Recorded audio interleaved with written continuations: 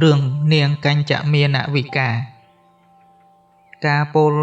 ដាក់ទោសកំហុសទៅលើអ្នកដទៃរមែងត្រូវត្រឡប់បានមកខ្លួនវិញសេចក្តីដំណើរថាក្នុងបឋមពោធិកាលព្រះកតនាមនៃព្រះបរមសាស្តាល្បីល្បាញខ្ចរខ្ចាយសពទិសទីពួកទេវតានិងមនុស្សទាំងឡាយបានសម្រេចនៅអរិយធម៌ដោយបានស្ដាប់ធម្មទេសនាព្រះអង្គម្ល៉េះហើយលាភសក្ការៈកើតឡើងដល់ព្រះអង្គប្រៀបដូចទឹកដែលហូរចូលកាន់មហាសមុទ្ររីឯពួកនិក្រុនអណ្ដេរថៃត្រូវសាបសូន្យចាកលាភសក្ការៈប្រៀបដូចជាអំពិលអំពែកចាញ់រស្មីនៃព្រះអាទិត្យដោយលាភសក្ការៈសាបសូន្យយ៉ាងនេះពួកទេរថៃទៅជាអអន់ស្រពន់តូចចិត្តទៅប្រជុំគ្នាក្បែរផ្លូវធំមួយពិភាក្សារមជោបាយដើម្បីបន្តោសបង្អាប់ព្រះកិត្តិនាមនៃព្រះបរមសាស្តាដោយសេចក្តីថា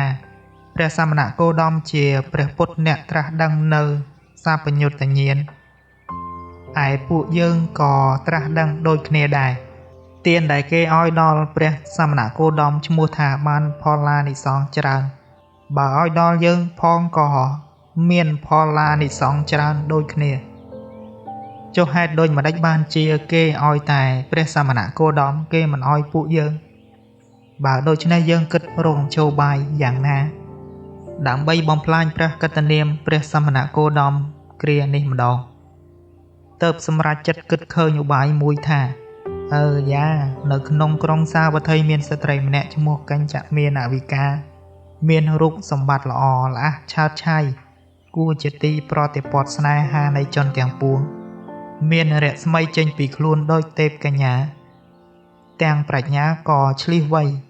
លមមឲ្យយើងពឹងពាក់យកជាការបានបើអញ្ចឹងពួកយើងត្រូវជួលនាងព្រមទាំងប្រាប់ឧបាយកលផ្សេងៗឲ្យនាងធ្វើតាម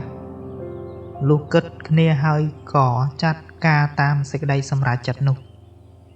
នាងកញ្ចមានវិការកាលបើបានទទួលរង្វាន់ពីពួកទេរថៃហើយក៏ទទួលភារៈធ្វើតាមបញ្ជារបស់ពួកទេរថៃដោយសម្ដែងមេយាដូចតទៅនេះថ្ងៃមួយក្នុងពេលដែលព្រះបរមសាស្តាកំពុងសម្ដែងធម្មទេសនាក្នុងវត្តចេតពុនប្រោះពុទ្ធបរិស័ទនាងកញ្ចមានវិការថ្លែងដណ្ដប់សម្ពត់ពណ៌ដូចមេភ្លៀងដើរតម្រង់ទៅកាន់វត្តនោះសម្ដែងអាការៈហាក់ដូចជានាងមានទីលំនៅតែក្នុងវត្តនឹងឯងកាលបើមានមហាជនសួរនាងប្រាប់ថាខ្ញុំនៅតែក្នុងវត្តនេះឯងខ្ញុំជាមហេសីព្រះសមណគោតមនាងកញ្ចមានវិការតែងដើរចេញចូលក្នុងវត្តចេតពុនអស់វរៈ 2-3 ខែលុះដល់ខែទី4ទី5នាងយកកំណាត់សម្ពត់រុំពុះនាងរួចទទួលសម្ពត់ក្រហមសម្ដែងអាការៈហាក់ដូចជាមានផ្ទៃពុះដើរឃោសនាប្រាប់ពួកជនអន្តពាលថានាងមានផ្ទៃពុះជាមួយព្រះសមណគោតមពួកជនអន្តពាលល្ងងខ្លៅដែលមានប្រាជ្ញាស្ដួចស្ដើងក៏ជឿថាជារឿងពិតមែនលុះដល់ខែទី8ខែទី9ជួលជាងឲ្យឆ្លាក់ឈើឲ្យមានសន្តានមូលរួចចងភ្ជាប់នឹងផ្ទៃពុះធ្វើហាក់ដូចជាពុះកាន់តែប៉ោងធំឡើងចិត្តគ្រប់ខែហើយនាងជួលឲ្យគេដំសាច់ខ្នងជើងឲ្យមានសាច់ដូចជាស្ត្រីមានផ្ទៃពុះរួចដើរសន្សំចូលទៅក្នុងចំណោមពុទ្ធបរិស័ទដែលកំពុងស្ដាប់ធម៌ស្រែកប្រកាសឡើងថាណែសមណគោតមលោកនៅសម្ដែងធម៌យ៉ាងម៉េចទៀតខ្ញុំមានកូនព្រោះតែលោករួមរស់មេត្រីប្រពៃណីជាមួយខ្ញុំម្ដេចក៏លោកមិនរកផ្ទះសម្បែងអស់ភ្លើងទុកឲ្យ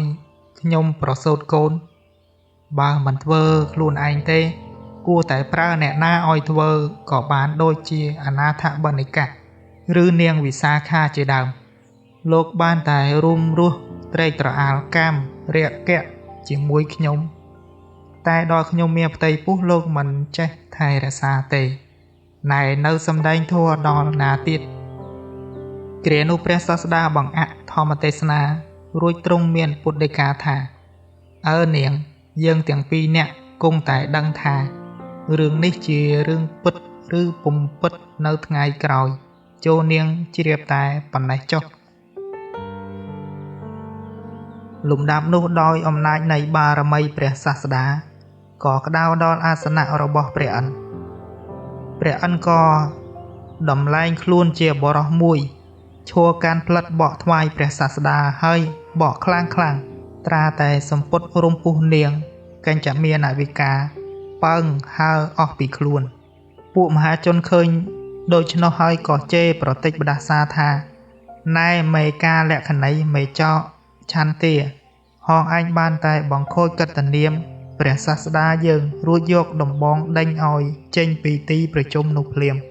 កញ្ចមានអវិកាគ្រាន់តែចេញផុតពីព្រះភ័ក្ត្រព្រះសាស្តាមកស្រាប់តែផែនដីស្រូបទម្លាក់ទៅក្នុងគំនរភ្លើងអវជ័យមហានរុឯពួកទេរថីរឹតតែលឹបរស្មីថែមទៀតឯលៀបសការៈរឹតតែកើតឡើងដល់ព្រះសាស្តាក្នុងពេលជាមួយនោះព្រះសាស្តាទ្រង់សម្ដែងថាអ្នកណាក៏ដោយបើមិនតាន់ឃើញទោសកំហុសតូចធំរបស់អ្នកដទៃទេមិនត្រូវទម្លាក់កំហុសតែផ្ដេសផ្ដាសដល់គេទេត្រូវតែពិចារណាមើលឬយកការឲ្យច្បាស់សិនរួចសម្ដែងរឿងមហាបទុមកុមារដូចតទៅសេចក្តីថាក្នុងកាលនោះនាងកញ្ចមានអវិកានេះជាស្ត្រីរួមប្តីជាមួយមាតាមហាបទុមកុមារជាទេពីចុងនៃព្រះរាជាមួយអង្គថ្ងៃមួយក្នុងពេលដែលព្រះរាជាយាងទៅក្រសាលព្រៃផុតទៅនាងបានលួងលោមមហាបទុមកុមារឲ្យធ្វើសន្ធវកិច្ចជាមួយនាងតែមហាបទុមកុមារពុំព្រមនាងក៏សម្ដែងអាការៈហាក់ដូចជាអអន់ស្រពន់ចិត្តរួចហើយថ្លែងទោសថាមហាបទុមកុមារសង្កត់សង្កិនបង្ខំខ្លួនដោយអសទ្ធមថ្វាយព្រះស្វាមីក្នុងគ្រាដែលយាងមកដល់ក្នុងខណៈនោះព្រះរាជាទ្រង់ពិរោធក៏ចាត់ប្រើពេជ្ជឃាតឲ្យចាប់បទុមកុមារទៅទម្លាក់ក្នុងជ្រោះសម្រាប់ទម្លាក់ចោលតែទេវតាដែលអាស្រ័យនៅក្បែរជ្រោះ3ទ្រហើយយកទៅដាក់ឲ្យគង់នៅឯពិភពនាគនៅក្នុងពិភពនាគមិនយូរប៉ុន្មានបទុមកុមារក៏ទៅបួសជាឥសីនៅក្នុងព្រៃហេមពាន្តបានសម្រេចឈាននឹងអភិញ្ញាថ្ងៃមួយថ្មើរព្រៃម្នាក់បានជួបនឹងបទុមតាបោះក៏នាំដំណឹងនោះទៅថ្វាយព្រះមហាក្សត្រព្រះមហាក្សត្រទ្រង់មានព្រះទ័យអាល័យបុត្រទ្រង់យាងទៅនិមន្តបទុមតាបោះឲ្យមកសោយរាជ្យវិញតែបទុមតាបោះទេសនាទូមានឲ្យព្រះបិតាគ្រប់គ្រងរាជ្យដោយទុសពិតរាជធម៌ចុះកុំឲ្យប្រកាន់អកតេដោយមិនបានពិចារណាជាមុនឯព្រះមហាក្សត្រយាងត្រឡប់មកនគរវិញមានព្រះអង្គការជាមួយមហាមាត្រថាកូនយើងមានអាចារ្យសមរម្យយ៉ាងនេះមិនគួរបើយើងធ្វើដូច្នេះសោះអ្នកណាធ្វើឲ្យកូនយើងមានទោសដល់ម្លឹងមហាមាត្រក្រាបទូលថាមានតែព្រះទេពីចុងទេព្រះរាជាទ្រង់បញ្ជាឲ្យចាប់ទេពីចុងយកទៅប្រហារជីវិតក្នុងគ្រានោះហើយសោយរាជ្យដោយធម៌រហូតមកព្រោះហេតុនោះមុននឹងទម្លាក់កំហុសទៅលើនរណាមួយបុគ្គលត្រូវស៊ើបយកការឬពិចារណាមើលឲ្យបានសព្វគ្រប់សិន